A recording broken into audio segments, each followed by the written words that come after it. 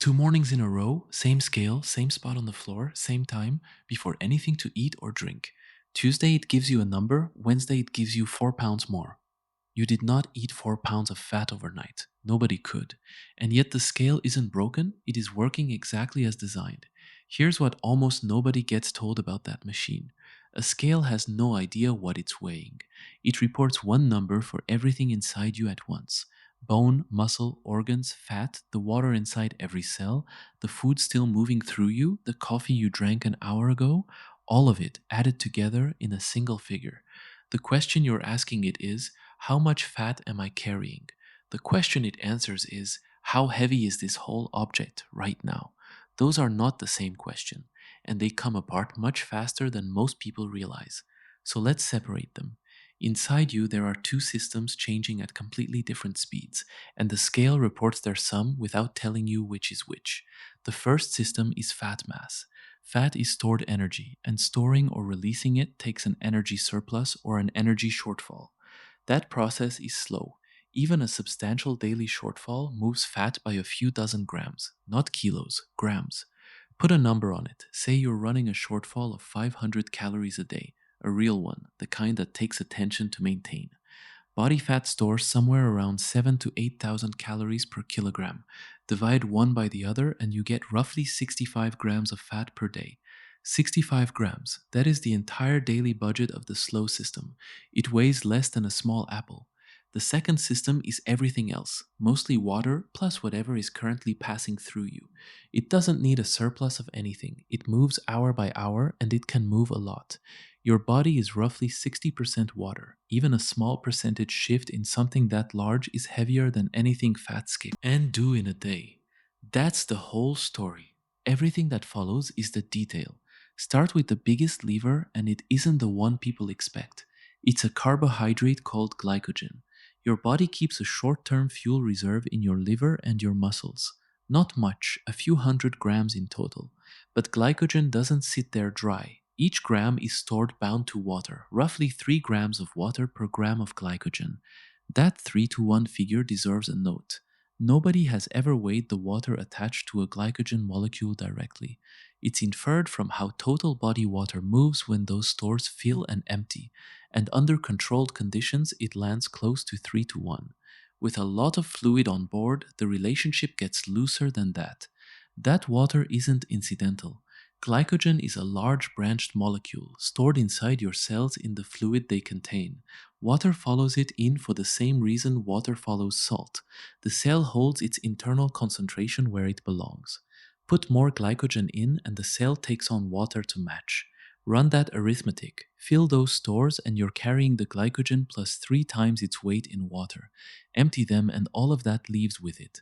A day with almost no carbohydrate or a long hard session and you can shed 1 to 2 kilos without touching a single fat cell.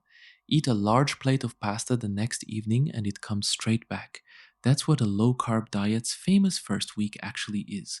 It's real weight, it just isn't fat. And that's only what's stored. There's also what's currently in transit. Everything you eat and drink weighs what it weighs from the moment it goes in until the moment it leaves. That sounds obvious. It's easy to forget on a scale.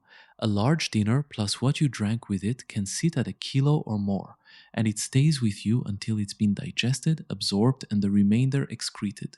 That takes many hours, sometimes more than a day. A weigh-in in the middle of that is partly a weigh-in of your dinner. Fiber makes it more pronounced. Fiber holds water in your gut and adds bulk that moves through slowly.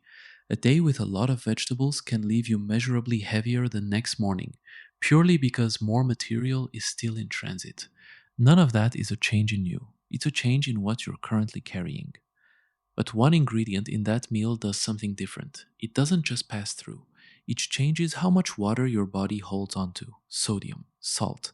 Your body defends the concentration of sodium in your blood within a narrow range. So when a lot of sodium arrives at once, it has two options: get rid of it or dilute it. Getting rid of it takes your kidneys time.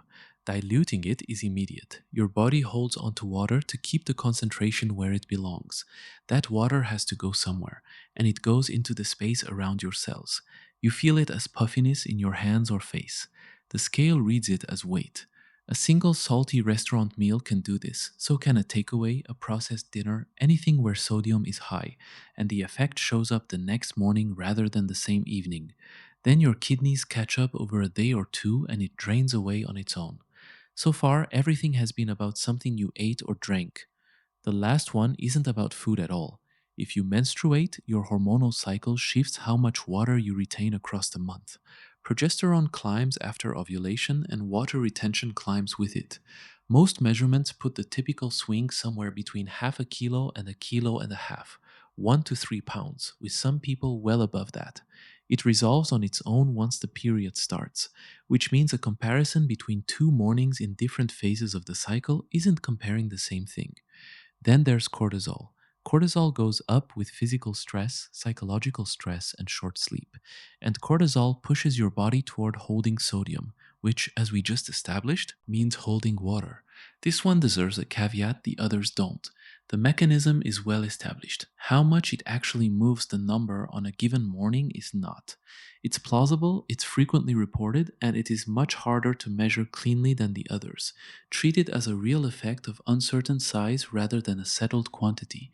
So, glycogen and its water, food in transit, sodium, hormones, add them together and ask the obvious question: how much of a 4-pound morning is actually fat? Here's the arithmetic, and it's the part that settles it. Body fat stores roughly 7 to 8,000 calories per kilogram. That figure is an approximation. Adipose tissue isn't pure fat, and the number gets argued over. But the argument is over the second digit, not the order of magnitude. 4 pounds is a little under 2 kilograms. To store that as fat, you would need to have eaten somewhere around 14,000 calories beyond what your body used in one night. That's roughly a week's worth of food on top of a normal day between two weigh ins. You'd know if you'd done that. So, of that 4-pound jump, essentially none of it is fat. It's water bound to glycogen, a meal still moving through you, sodium pulling water into the spaces between your cells, and hormones adjusting what your kidneys hold onto. Every one of those is real, physical, and weighs exactly what it weighs. None of them is the thing you were actually trying to measure. And the same arithmetic runs in reverse. A week where the number falls 3 kilos is not 3 kilos of fat either. It can't be, for exactly the same reason. Most of it is the fast system moving. Glycogen down, it's water leaving with it, less material in transit. That is why the first week of almost any change looks dramatic, and why the second week looks like nothing is happening at all. Nothing stopped working. The fast system simply ran out of room to move, and what's left is the slow one doing its 65 grams a day. The scale was never lying to you. It was answering the question it can answer, precisely and honestly, while you were asking a different one. A single morning's number tells you what you weigh that morning. It doesn't tell you what changed, because the fast system drowns out the slow one on any given day, and the slow one is the one carrying the answer. This has been an explanation of how body mass fluctuates and what a scale can and cannot distinguish. It isn't medical advice, and it isn't a recommendation about how or whether to weigh yourself. Bodies differ, and the qualified professional is the right person to ask about yours. If you want the mechanism behind the number on the food you're eating, that's the other half of this. It's the video on your screen now.